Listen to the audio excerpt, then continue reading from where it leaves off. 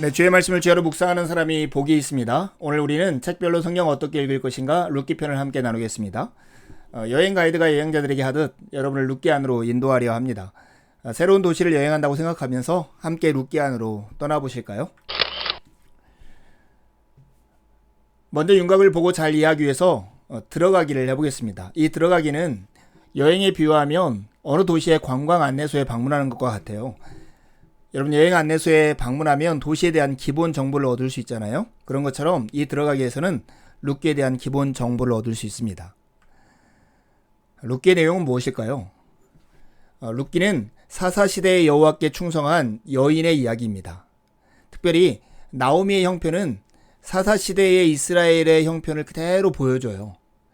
이것이 룻기의 처음인데요. 룻기 끝에 가면 다윗 왕의 계보가 나오거든요.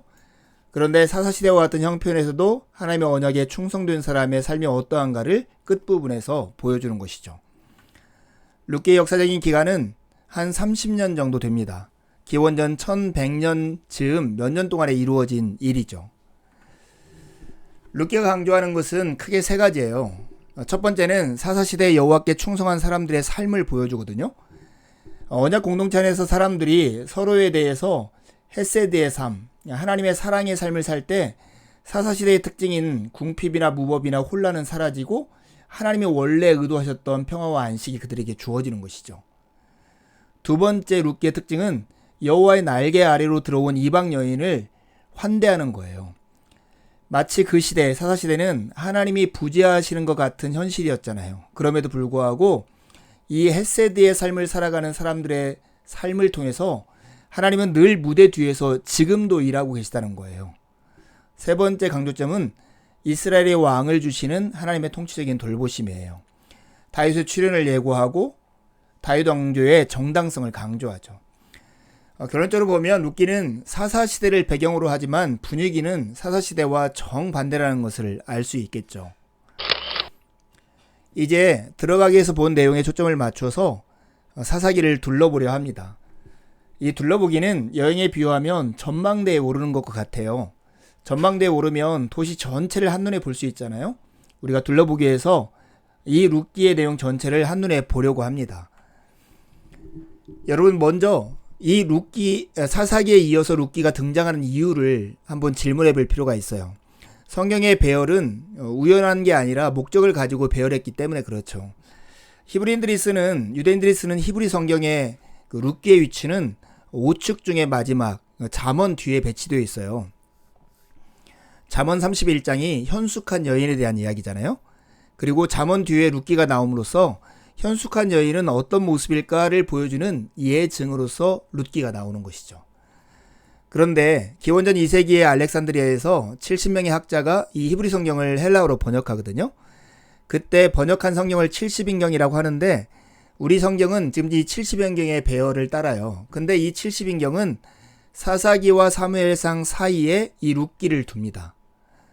룻기의 시작 부분은 사사들이 치리하던 때였고 룻기의 끝 부분은 오벳은 이새를 낳았고 이새는 다윗을 낳았더라 이렇게 끝나잖아요. 결국 룻기는 사사시대와 왕조 시대를 잇는 다리와 같은 역할을 하는 것이죠.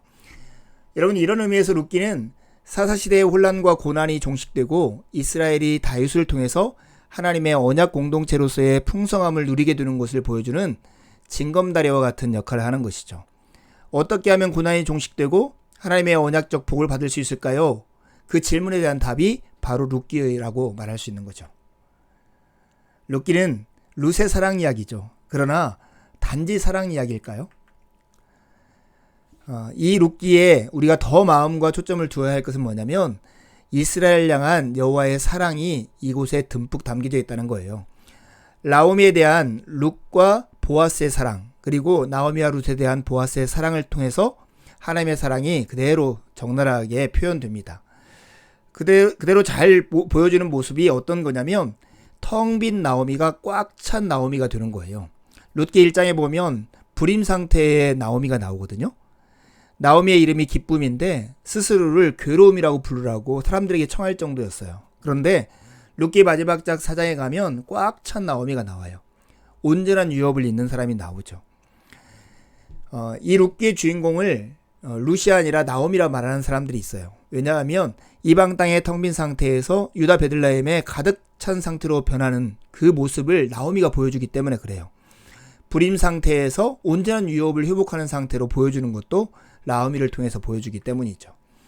여기서 중요한 역할을 하는 사람이 보아스예요. 보아스가 기업 물을 자의 책임을 받아들이고 룻과 결혼하여서 나오미에게 상속자를 안겨주는 것을 통해서 이 텅 빈 나오미가 꽉 찬 나오미가 되는 것이죠. 룻기의 구조는 총 4막으로 되어 있는 연극이라고 보면 돼요. 1장, 2장, 3장, 4장이 각 막이라고 볼 수 있는데요. 1장에서는 나오미와 룻이 등장인물이에요. 여기서는 슬픔과 룻이 나오미에 대한 충절, 룻이 모압에서 유대인으로 개종하는 장면이 나와요. 2장에서는 나오미와 룻과 보아스가 나오는데요. 여기는 룻이 나오미에게 보여주는 친절, 보아스가 룻에게 보여주는 친절이 나오죠. 3장에서는 동일하게 이 3명의 주요 인물이 나오는데 여기서는 룻이 보아스에게 청혼하는 장면이 나옵니다. 4장에서는 나오미와 룻과 보아스가 그대로 등장하는데 룻과 보아스가 결혼해서 아들을 낳는 장면으로 끝나죠. 1장과 2장은 룻의 헌신을 말한다면 3장과 4장은 룻이 언약적 헌신에 따른 하나님의 복을 받는 내용이 나오는 것입니다. 우리가 질문해 봐야 할 것이 이거예요. 어떻게 꽉 찬 상태가 되는 것인가? 텅 비었던 나오미가요. 그것은 룻과 보아스를 통해서 돼요. 근데 여러분, 룻과 보아스가 어떤 형편이었는가 살펴보세요. 룻은 여자였던 반면에 보아스는 남자였고요. 룻은 여호와의 총회에 영원히 들지 못한다는 모압 여인이었던 이방 사람이었던 반면 보아스는 유대인 남자였어요. 룻이 가난한 사람이었다면 보아스는 부유한 사람이었어요. 근데 잘 보세요. 젊은 모압 과부 룻과 안정되고 부유하고 고결한 남자 보아스를 통해서 이 나오미가 텅 빈 상태에서 꽉 찬 상태가 되더라는 거예요. 사회적으로 두 사람은 양극단에 있었지만 자신들에게 가능한 방식으로 곤란에 처한 나오미를 위해서 위험을 감수하면서 행동해요. 이 행동의 결과가 나오미를 꽉 찬 상태로 변한다는 거예요. 우리에게 주는 메시지가 있죠. 이제는 들어가기 위해서 본 강조점에 초점을 맞춰서 주목하기를 해보겠습니다. 이 주목하기를 영에 비유하면 박물관에 방문하는 것 같아요. 박물관에 가면 도시의 역사와 문화, 나아가서 그 도시가 중요하게 생각하는 것을 엿볼 수 있잖아요. 우리는 이 주목하기에서 사사기의 역사 문화적 배경이나 신학적으로 주목해야 할 것들을 살펴보려고 합니다. 첫 번째 우리가 주목할 것은 룻기가 보여주는 사사시대 이스라엘의 상황이에요. 그들의 상황이 어땠을까요? 그것은 나오미의 남편이고 룻의 시아버지인 엘리멜렉의 가족의 현실을 통해서 보여줘요. 모압으로 떠나는 엘리멜렉의 가족의 현실은 어떤 거였냐면 기근이 들자 엘리멜렉이 자기 두 아들과 아내를 데리고 가나안 땅을 떠나서 모압으로 가서 살잖아요. 그런데 얻은 것은 죽음이었고 남은 것은 빈손뿐이었던 거예요.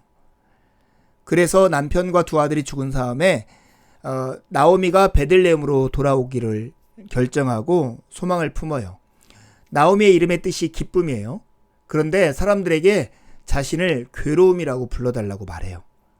그리고는 고향, 그 베들레헴이 떡집이라는 곳인데 그곳으로 돌아오는 것이죠. 여러분이 지금 룻기가 베들레헴을 배경으로 하고 있다고 하는 것은 의미가 매우 커요. 나중에 예수님이 탄생하신 장소이기도 하지만 이 사사시대에 이곳에서는 끔찍한 일이 벌어졌던 곳이죠. 사사기 17장과 19장에 보면 베들레헴 출신 레위인 이야기와 베들레헴 출신 첩 이야기가 나와요. 이렇게 끔찍하고 도덕적으로 타락한 이 도시에서 그 중에 남은 자처럼 하나님의 언약에 충실한 사람들을 통해서 하나님의 사랑은, 하나님의 통치는 여전히 나타나고 있더라 하는 걸 보여주는 것이 룻기인 것이죠. 두 번째 우리가 주목할 것은 언약의 복이 실제로 이루어지는 과정이에요. 여러분, 이 사사시대의 배경에도 불구하고 언약에 충실한 사람들, 특별히 룻과 보아스와 나오미라는 이 세 사람, 사사시대에 치리하던 때에 베들레헴 성읍과 특히 이 세 사람은 언약에 충실했던 것이죠. 그런데 그 결과가 뭐예요? 그들은 하나님이 약속한 언약의 복을 체험하는 거예요. 시대와 상관없이 하나님의 언약에 충실한 자들, 우리 시대로 말하면 하나님을 신뢰하고 믿는 자들에게는 하나님의 약속된 복들이 시대와 관계없이 누리게 되더라 하는 거예요. 이게 우리가 기억해야 할 내용이죠. 세 번째 우리가 주목할 것은 나오미와 보아스나 룻이 언약의 법에 순종하고 있음을 알려주는 요소들이에요. 이것을 이해하면 사사기 내용을 좀 더 이해할 수 있는데요. 이방 여인을 위해서 이삭을 흘려놓는 행위예요. 그들이 추수할 때 떨어진 이삭을 줍지 못하도록 되어 있어요. 왜냐하면 그것은 나그네와 가난한 자들의 몫이었기 때문에요. 근데 이 보아스가 이 명령을 지켜요. 기업 물을 자, 자기 친족의 땅을 다른 지파에 가지 않도록 사주는 거거든요. 그것을 보아스가 자기 손해를 감수하면서 그렇게 삽니다. 왜냐하면 그 후손이 태어나면 원래 임자에게 그것을 공짜로 줘야 하거든요. 세 번째는 언약적 결혼을 해요. 상속자를 이어주기 위해서 보아스가 룻과 결혼을 해주는 거죠. 룻기에 등장하는 사람들은 무엇을 해야 할지 알려고 율법을 참조하지 않았어요. 이때 어떻게 해야지? 이렇게 확인하지 않았던 거죠. 오히려 그들은 살아가는 방식과 사람들을 대하는 방식으로 여호와께 대한 자신들의 언약적 충성을 입증했어요. 영성은 습관이다. 습관이 영성이다라는 책이 있잖아요. 여러분 정말로 습관이 영성이에요. 우리의 삶에 경건한 삶이 몸에 배어있는 사람, 그들이 하나님의 복을 누리며 사는 사람들입니다. 네 번째 우리가 주목할 것은 아브라함의 복을 받은 이방인의 실제 사례로서의 룻이에요. 여러분 우리가 구약성경 읽다 보면 하나님은 유대인만 편애하시는 것 같은 생각이 들 때가 있지 않으세요? 결코 그러지 않아요. 하나님은 아브라함을 부르셔서 그 민족을 선택하실 때 복 주신 이유가 있어요. 내가 너를 복을 주어 너를 통해서 열방의 복이 되게 하실 것이다. 그게 하나님의 목적이었고 하나님은 이스라엘을 통해서 열방을 복 주려고 했는데 마치 이스라엘이 막혀있는 혈관처럼 자기를 꽉 다물어 버린 거예요. 자기들 안에서만 복을 누렸던 거예요. 그것이 하나님 보시기에 죄였던 거죠. 하나님의 본심이 이거였다는 것을 적나라하게 보여주는 게 룻이에요. 여러분 모압과 암몬은 영원히 여호와의 총회에 들지 못할 것이라고 신명기 23장에 하나님께서 경고하셨음에도 불구하고 룻이 이 하나님의 언약적 축복을 이루기 위해서 듬뿍 받잖아요. 룻은 하나님을 섬기는 편을 택함으로써 주의 백성이 돼요. 그래서 외국에서 괴로움을 겪는 시어머니 나오미에게 하나님의 자비를 보여주며 사랑을 해요. 그리고 룻 자신도 보아스의 축복을 받고 여호와께서 그에게 임신하게 하심으로 아들을 낳는 하나님의 은혜 안에 들어오는 것이죠. 여러분 세상에 어떤 사람도 하나님의 언약적 사랑에 배제되는 사람이 없어요. 우리가 그 사람들을 볼 때마다 우리를 통해 하나님께서 저들에게 복을 주시려고 하신다 하는 생각들을 늘 가져야 합니다. 이스라엘 사람들이 누렸던 언약 역사와 무관한 이방인이었음에도 불구하고 룻은 그 당시 대다수의 이스라엘 사람들이 하지 않았던 방식으로 언약적 사랑과 충성을 보여주었습니다. 이스라엘 백성이 아닌 그녀가 여호와의 장자의 모범으로 제시된 것이죠. 큰 충격이었겠죠. 성경 전체 이야기 속에서의 룻기의 위치는 어디일까요? 룻기는 모압 여인이 하나님의 구속 이야기의 일부가 된 구체적인 사례를 통해서 자기 백성에게 보여주신 하나님의 신실하심에 관한 이야기를 우리에게 들려줍니다. 이제 모두 함께 룻기를 읽어요. 할 수 있는 대로 반복해서 읽으시고요. 읽으시면서 배우거나 묵상한 것을 노트에 기록해 보세요. 그리고 가까운 누군가와 기록한 것을 가지고 나누어 보시고요. 다시 한번 강의를 들으면서 더 깊이 생각해 보시고 읽고 묵상한 내용을 가지고 하나님께 기도를 드려 보십시오. 하나님의 은혜가 아침 햇살처럼 여러분 영혼 안으로 들어올 것입니다. 감사합니다.